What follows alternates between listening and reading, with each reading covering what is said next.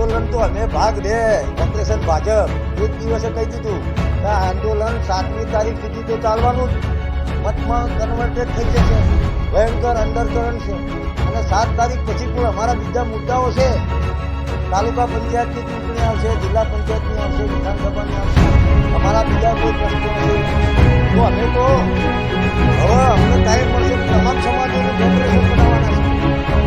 બધા સમાજને વિનંતી કરીએ કે ગુજરાત કક્ષાએ આપણે એક ફેડરેશન કરીએ. આપણો પ્રતિનિધિ હોય, પ્રજાનો પ્રતિનિધિ હોય, કોઈ પક્ષનો વિચારધારા પ્રેરિત જ્યારે જરૂર પડે ત્યારે રોકવામાં ના આવે એવો પ્રતિનિધિ આપણે લઈ શકીએ. કે જે લોકો અત્યારે અમારી સાથે નથી એ પણ વિચારે કે એમનું ભવિષ્ય શું. અમારું ભવિષ્ય તો 7 તારીખે નક્કી જ છે.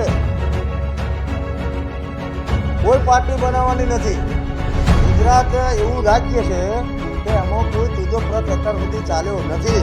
અમે સંગઠન બનાવવાના છીએ અને એમાં બધાને બોલાવવાના છીએ. તમામ સમાજોને કહીશું, પાટીદાર સમાજ હોય, પ્રજાપતિ સમાજ હોય, સમાજ હોય, સમાજ હોય, ક્ષત્રિય સમાજ તો છે, નાના નાના તમામ સમાજો